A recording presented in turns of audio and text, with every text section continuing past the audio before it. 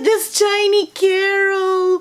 Look at her. She's so tiny and I love her. And look at her little gay haircut that they gave her in the movie. So I have been told that although Sarah has done 2 of these, you also want to know what my thoughts are about Endgame. Before I get into absolutely anything about Endgame, I'm gonna say that I am not gonna bother keeping this spoiler free. Sarah already did a spoiler free review of this movie, and I think that review encapsulates everything that we had to say if you don't want those spoilers. If you know absolutely anything about me at this point, it's that I'm a Thor stan. My car key has a Mjolnir, and it's got Thor on the lanyard, and my backpack that I can't get off the hook is also Thor, and I have a Mjolnir because I love this man. I love Thor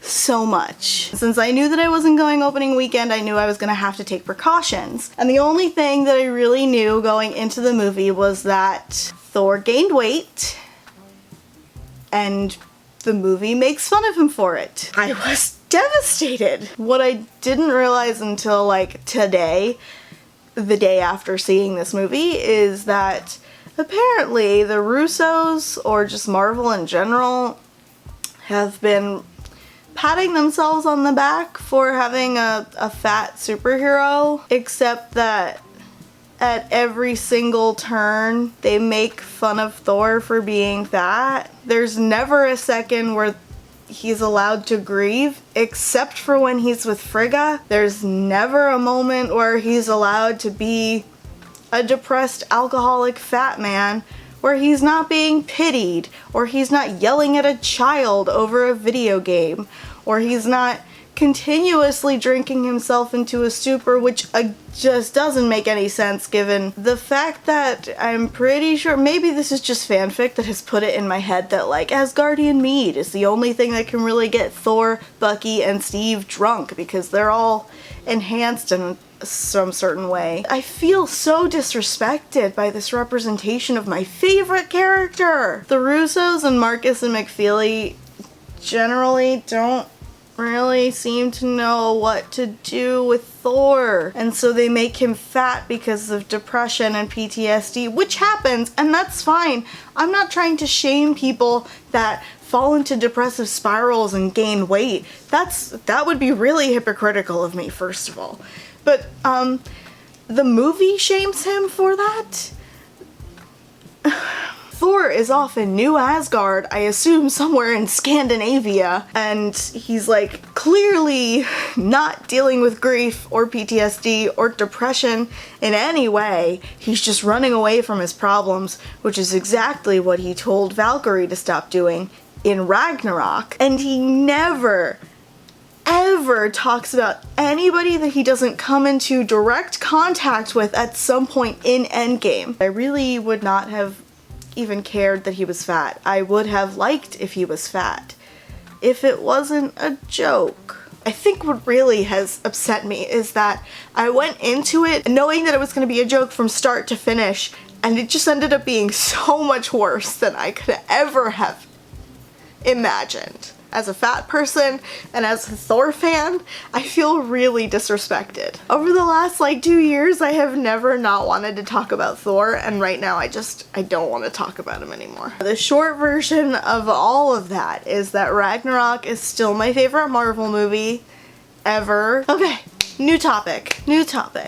All hail King Valkyrie. I'm just saying. I love Valkyrie so much. So Clint was there. I didn't realize that the movie was just gonna open with his family getting dusted, but I guess that makes sense given that we didn't see anything of him in Infinity War. Clint was fine. That's kind of like my attitude towards Clint in all of the movies. He's fine and he's there, but he's not comic Clint. Let's move on to Bruce. I don't really see how Hulk Bruce works, but you know what? That wasn't something that necessarily bothered me. I wasn't like staggered by it or anything. Hulk Bruce can exist. When I said that the only thing I knew about the movie going into it was that Thor was fat and people made fun of him, I lied. I saw one post about Nat dying and I didn't want to know anything else, so I scrolled past it really quickly. But I knew that happened, and as soon as they said Vormir, I was like, yep, that's how it's gonna happen. But I kind of agree with what Sarah said in her spoiler review, and you can watch that if you want my opinion. I'm gonna go with Tony because he's not my favorite. I don't hate Tony Stark. He tends to not listen to Thor a lot. Endgame was the first movie in a long time to make me really emotionally deeply care about Tony Stark. I was very glad that Tony got to have the family that he wanted. Everybody had kids and it hurt me. Maybe it's controversial, but I actually don't mind that Tony was the one to sacrifice himself to get rid of Thanos. I don't think Sarah was wrong in the things that she said about Tony in her video. When I say that Tony's send-off felt right to me, I genuinely mean that I recognize that it does not feel right to other people, and that is fine with me. You are absolutely justified in being upset over the way that Tony Stark died. I personally felt that his arc was handled very well and delicately and emotionally, and that his send-off felt right. But speaking of send-offs not feeling right, or feeling right, but not feeling right, I was not satisfied with Steve's ending. It has never really struck me as Steve's personal endgame to go back in time and marry a woman that he knows got married to another man, had children with another man, had a life with another man, and just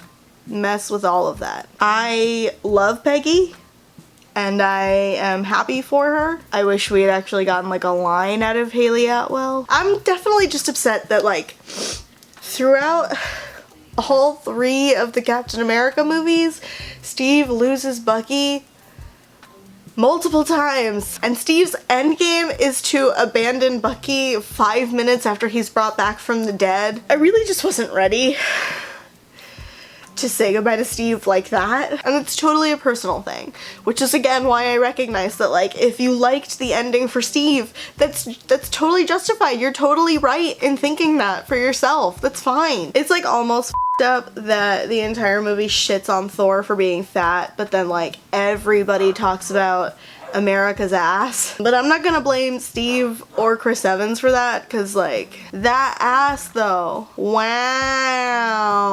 One more thing about Steve. The best part with Steve, the best part of the movie, the hottest single moment of the movie is when Steve wields Mjolnir. I had to restrain myself from screaming. Your girl likes Mjolnir. Mjolnir knows what the f is up. Ugh. Oh, it was so hot. Oh, it was so hot. How dare they, you know? How dare they do that to me? I am fragile. And I know that I said that that was the last thing that I was gonna say about Steve, but while I was not necessarily satisfied with Steve's send-off, I was very, very viscerally emotional over Steve handing Sam the shield. Wow, wow, I'm so happy for Sam. I'm so happy for Sam. So happy for Sam. Thank you, Carol. And just kind of branching off of that for just a second, Bucky looked fine as hell. That Bucky look got me pumped as for this Disney Plus Falcon and Winter Soldier show that they are definitely gonna have to rename. Okay, Scott. We'll go with Scott. Cassie and Scott's relationship, especially in Ant-Man and the Wasp, is extremely important to me. So, of course, the very first time that I cried during Endgame was the reunion between Cassie and Scott. I liked Scott a lot in Endgame. Oh, I definitely forgot to mention that Steve, like, fights himself, and that was kind of hot. And also Nebula fights herself, and there are people that have problems with it, and I'm not one of them. I wouldn't be angry if one of the fights against herself was taken out. I think at the very least, one of those fights definitely serves to show past Gamora, the only Gamora left, that there's a way out for her. And I said earlier when I was talking about Tony that I'm okay with Tony killing Thanos and not Nebula. For that reason, Nebula is given the second chance to bring her sister back to life, essentially. I know that killing Thanos was like a big thing for Nebula, and I know that I had said before that I was gonna be upset if she didn't get to kill Thanos because of the abuse that he put her and Gamora through. I do actually like this message of maybe she didn't get to kill the villain, but she got to save herself and her sister, and that ended up being more important to her. Sometimes it's more important to save the people you love when you know they want to be saved than it is to get revenge on the people that don't. That's what I took away from it, and it's okay if you didn't. I want to know where the Nakia is. Was Lupita just too busy with us? Shuri didn't have any lines. She's just there. Peter Parker is dead for 5 years, and yet nobody he went to school with graduated? Did everybody at Midtown Science Prep Academy, whatever school it is that he go to, did they all die in the snap? If you noticed, I like barely talked about My Girl Carol, and that's probably because like this movie barely even acknowledges that My Girl Carol is a thing that happened in the movie itself. Peter Quill means a lot to me as a character. I see a lot of my own trauma in his journey, and I see a lot of my own mannerisms and coping mechanisms and defense mechanisms in his mannerisms. Peter Quill and I are the same person, is really what I'm saying. So when Rhodey and Nebula go back in time to get the Power Stone and Come and Get Your Love starts, I just started crying. What I love about that scene is that they showed Peter Quill dancing and singing to himself without the actual music playing over the movie. What was the other thing? The costumes.